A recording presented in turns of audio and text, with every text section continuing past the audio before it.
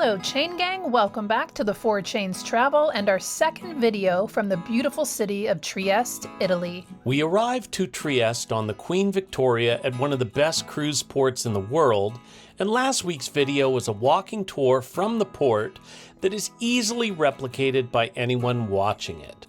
This week, we are picking up where we left off last week and taking the 7-minute walk from the theater in the Roman Forum to the iconic giant stairway.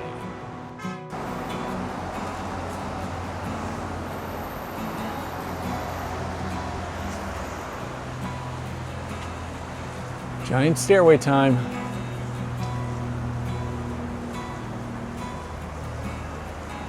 We are making a climb today, guys. Hopefully it'll be worth it. Getting some quad work in. The Andre the Giant stairway.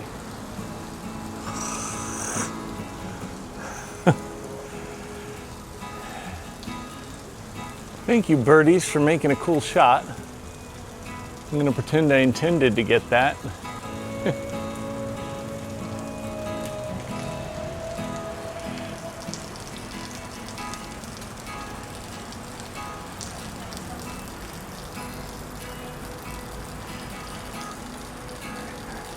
Have you guys liked and subscribed? No? No.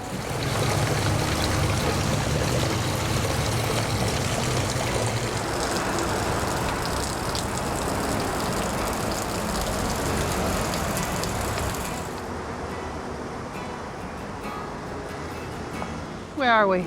We are halfway up Giant Stairway, and we're headed to a big surprise that's supposed to be the best view in Trieste, or Trieste, depending on how far down you go in the pronunciation when you search it. And supposedly there's a great view when we get to the top. Parli italiano? No. Grazie.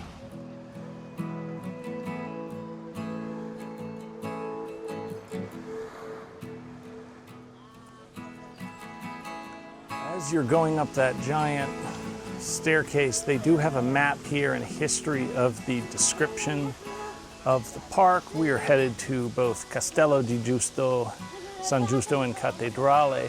The one thing that is not in this description is the description of the obelisk that we're walking to. And my guess is because that obelisk was built in 1938, and the purpose of it was to impress Mussolini when he came to visit. And Mussolini, as they said, did make the trains run on time, so they celebrated him, but it turned out not to be like the greatest guy in the world. Boy, Trieste is beautiful. And we're not even at the part that's supposed to be the best view.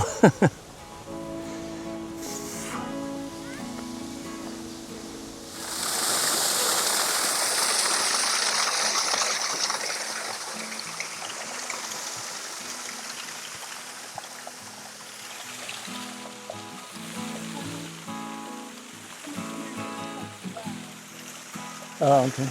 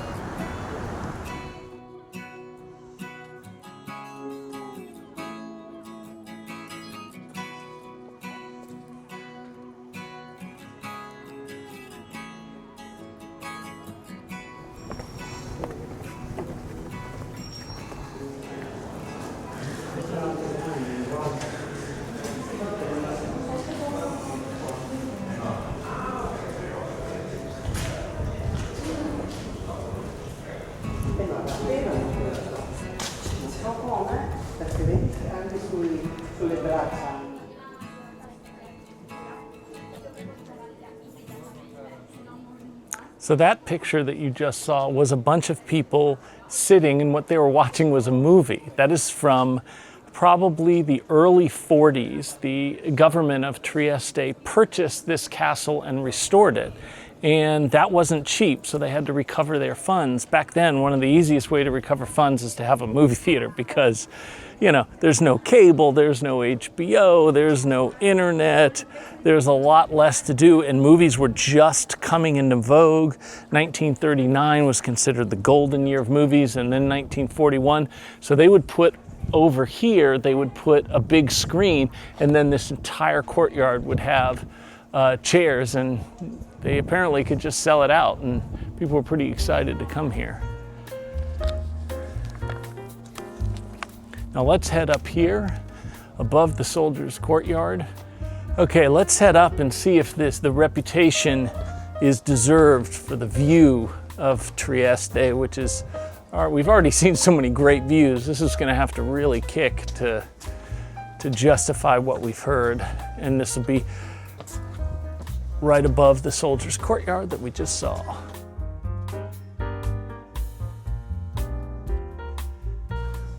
Oh my goodness.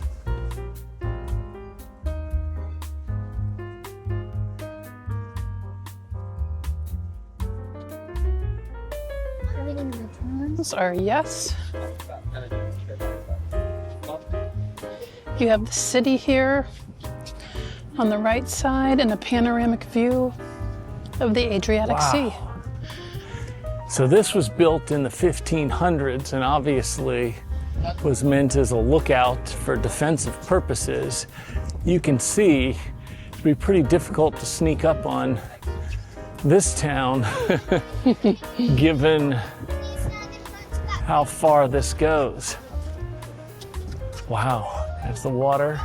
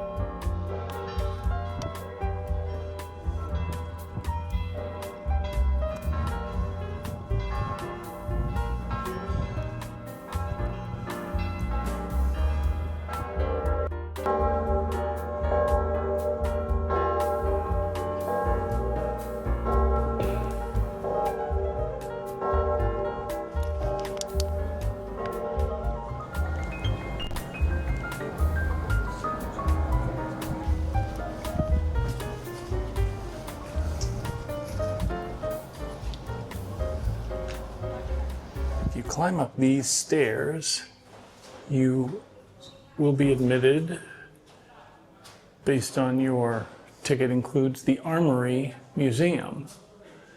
And if you go straight to the right, alongside the statue of, looks like King Leopold, let's see if it says. Right, Duke Leopold of Habsburg. Okay, I had the right family.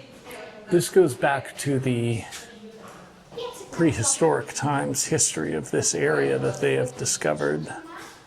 This is about the subterranean part, the limestone part that's underneath.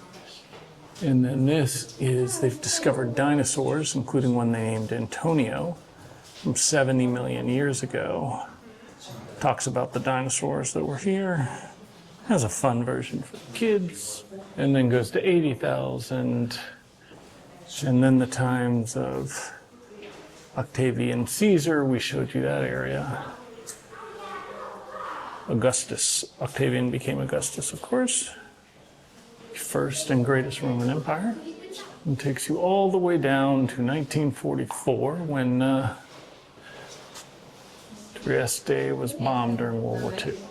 You get to see the room the captain would stay in, accompanied by a nice little luxury touch, the fireplace. Right off of the captain's room is the armory. And the first thing you see is a list of halberds. And this is considered the main weapon of the people of Trieste, and it's an interesting historical thing because these are actually farming implements that they changed them to weapons out of necessity when they went from trying to defend themselves from being farmers. And then as you continue to go over here, you see how they had more, swords and other potentially more useful weapons. And then right after that, we have the model room. This is the model of the Castello di San Giusto. And then we actually have the model of the town. And you can see they did pretty good. It's about how it turned out. It's just a flesh wound. The evolution of the weapons. I call this one needle. Oh, a nice Game of Thrones weapon. Unfortunately, sometimes swords are not enough, so they had to progress to more deadly implements as they were invented. They never stopped using the halberds. They've got both the pistols on this side and the rifles on the other. There are so many different shapes at the ends of the poles here. And there's a diagram explaining what each of them is, or what each of them are. The spoon tune. I wanted to use the spoon tune. Sergentina. There's a lot of spoon tunes. Ooh, this one looks like it's like dragons from Game of Thrones here. They're just showing different areas they were used in and in what time period. These are punt guns. They are designed to break fuel barrels and make them explode, or to penetrate the hulls of warships. And then you can run around with your swords and start taking care of business. These are for poking people. Oh, poking people. And these are for decapitating. Right. People. Why is Angie unnervingly an expert in all Also, of you this? can cut down some sugar cane with these here, but you'd have to be in a different part of the world. Yeah.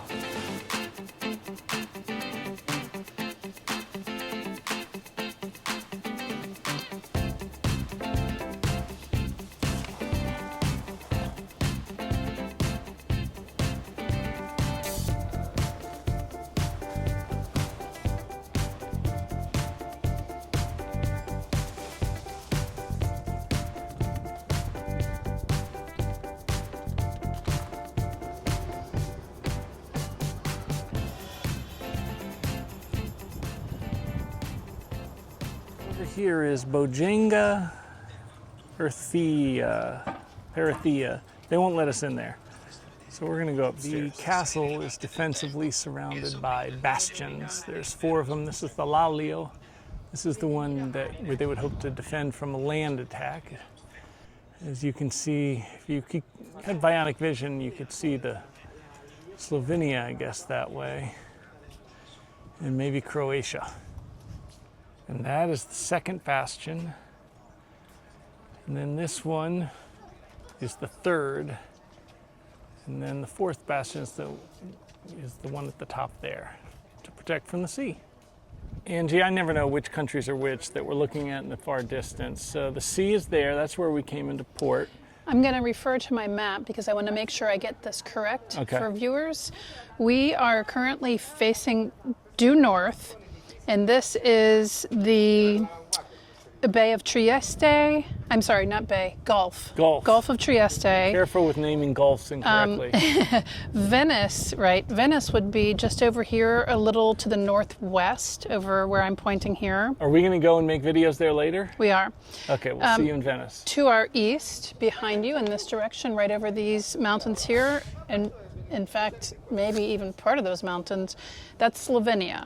Oh, Slovenia's there. Okay, I got it wrong. Ignore what I said earlier. Okay, right behind us to the south is a little bit more of Slovenia, but then... Right there up on that hill? No, keep going. Sorry, this is due south right over here, and then you have Croatia off in the distance. Croatia, the Mediterranean, as it once was. But then referring back here to the north, you have just past where we are, Slovenia is to our east. Going north, you would come into Austria, and then just north of that, of course, Germany.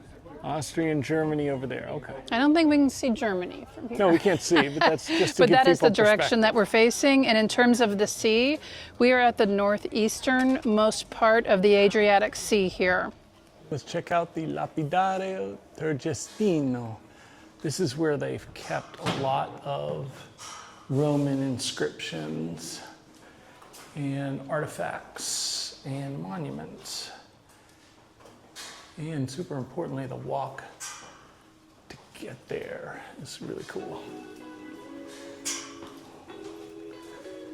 If I don't fall.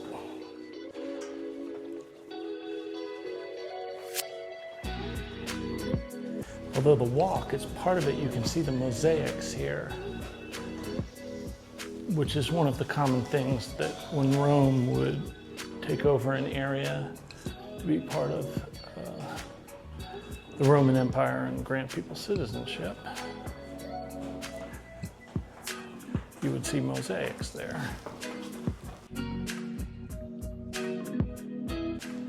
Okay, so this part's closed off down here.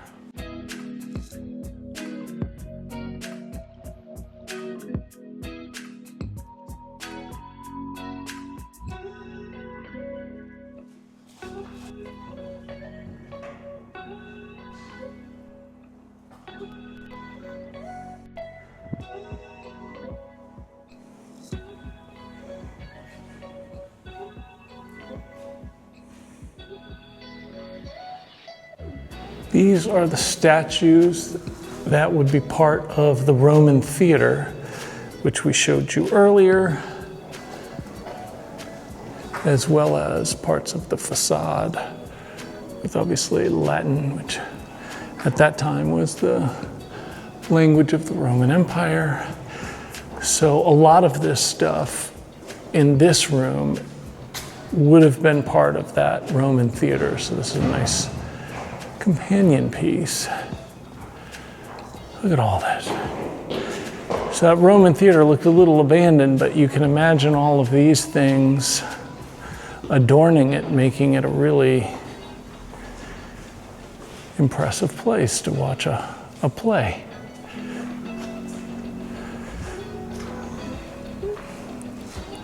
And then room D, less spectacular, but if you're into mosaics, a lot of them here.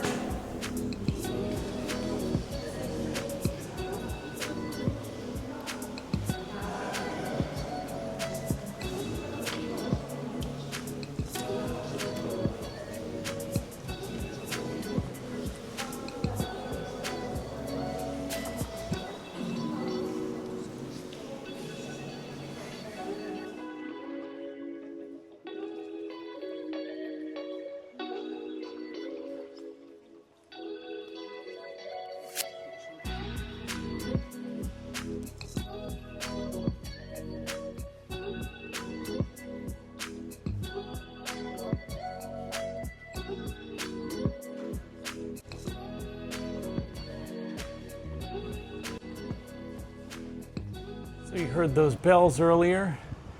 These are the bells. You're forbidden to touch them unless you're the person that brings them. They're pretty loud. We walked. There's no elevator. The reward is this great view. It's pretty great, not probably as good as the views from the Castello that you see over there, plus there's a grate, so.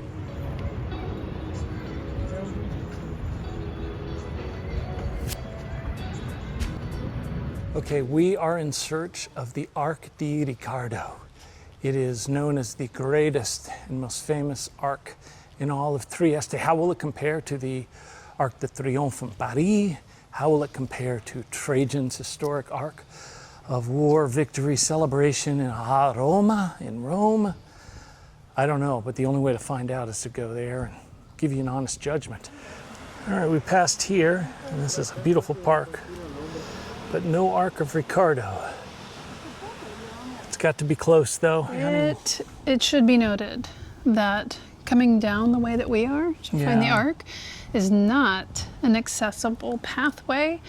So if you have any issues with mobility, don't go this way. Good. I'm glad you didn't describe it how you described it before. Did you look as a death trap? Well, yeah, she dropped an F-bomb. I did not. Okay, we're a little worried for our ankles here. On video, we were kind of fearing, oh, that doesn't look too bad, but it's. Why don't you move over to the they left have preserved the original footing here, which is great, but a little treacherous, especially when you're recording a YouTube video. Okay, honey, you pointed out that we have already published a video on Ostuni, where the Arc de Passo is.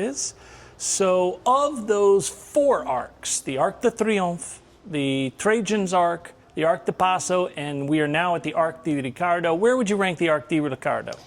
Well, I would rank it 4th. Okay, we fancy ourselves being honest YouTubers, but you can't just say it's 4th to show that we don't say everything's the greatest. It's not just that it has fewer avenues shooting off. It does appear to have from the Arc de fewer Triomphe, avenues, which I believe has 10 avenues, if I recall.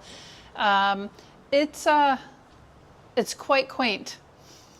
Oh, so you're saying it's just based on pure size, it's less grand. It is less grand. Okay. Still, 4th, it's top 5 for sure. It is. 4th does make it top 5. Okay. Correct. From the Arc, we took the 3-minute walk to an authentic ristorante called Ego that our host recommended. And we're also going to show you a cheaper option that locals frequent here. If you are a longtime subscriber, you're probably sick of hearing this, but behind me are packed restaurants all over the place with tourists. In front of me, now behind me again, are a lot more of them. And don't confuse them being packed with that's the way that you want to go, because where you want to go is down an alley where you see locals eating and where they are speaking only the native tongue. So I'm going to turn the camera around here so you can see what we're doing. You see empty tables, so your instinct, if you're from the United States, might be, oh, well, geez, nobody's eating there, it's not good. Well, yeah, it's off the beaten path. You don't have to walk that far. And the wine is a Sauvignon, no, not Sauvignon Blanc. Yeah, it was a Sauvignon Blanc. We will get the name of this for you. It's quite good. This is the wine. It is a Sauvignon.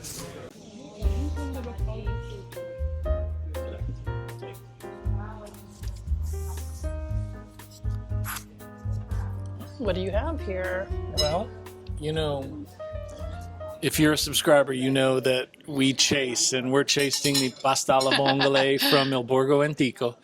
If you've seen our video from there, It looks good. well, one of our 5 videos from there. And then, Angie, what'd you get there?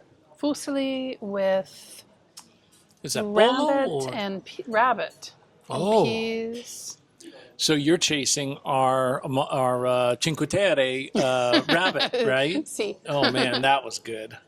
This is a sugar. Ah, zucchero. Yeah. Ooh. With lime. Ah, limone. Yeah. No, uovo? Uovo. Okay, Yes. meringue. Meringa. Si, Meringa. si. Yes. meringue. This is meringa. My favorite. With lime. And this is a Wonderful. biscuit, soft biscuit with almond. My other favorite. Perfect. Almond e mandorolo? Mandorla. Mandorla, sì, grazie. Oh, perfetto. Yeah, and this is amaretto. That's great. Grazie mille. Yeah, prego. Hi. Adesso Yeah. sta bien? I mean, mi dispiace, mi italiano non molto bene. The man, the fishman. And pescatore. Pescatore. Sì, yes. sì. And I put forgive the mussels, the vongole, the shrimps, calamari. Every day, the fresh. Every day you go Yeah. and get the food. Yeah, and tuna. Every day. Yeah. Sì. See you. Era molto bene. Il cibo era buono? Sì, Buono, sì, buono, buono. buono, molto buono per cibo, molto bene per... No, capisco. Where are you from? No. Stati Uniti. Ah, Stati Uniti? Oh, Sì. Trump? No, No, Trump. no votato. No? Okay, perfect. Thank you.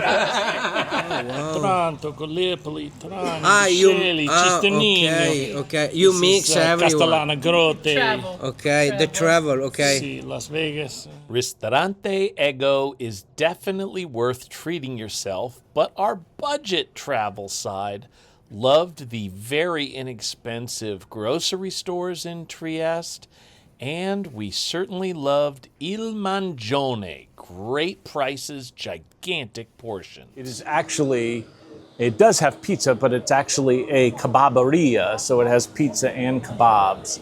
And if you saw our Bari restaurant tour, Angie absolutely loved the kebaberia there, although that place didn't sell pizza. So we're coming in here and we're going to order a couple of things. Sì. No, regular Coca-Cola, grazie. Whoa. Look at the size of this. Like double the length of my cell phone. It's enormous. Wow. It's huge. This is where we began our 2-night, 3-day adventure in Trieste. And this is where we are ending it. This is Molo Adace Pier. There are no ships here. There are no cruise ships. There are no fishing vessels. There are nothing. So there are a lot of people enjoying the weather. It's just about 80 degrees. It's very sunny. And this is the most famous pier in Trieste, and it's a nice place to take a passeggiata. So that is it from Trieste. We are next going to Palma Nova, which is a UNESCO World Heritage Site, and then Venezia. So please like and subscribe and tune in every Saturday to The Four Chains Travel. The Four Chains Travel.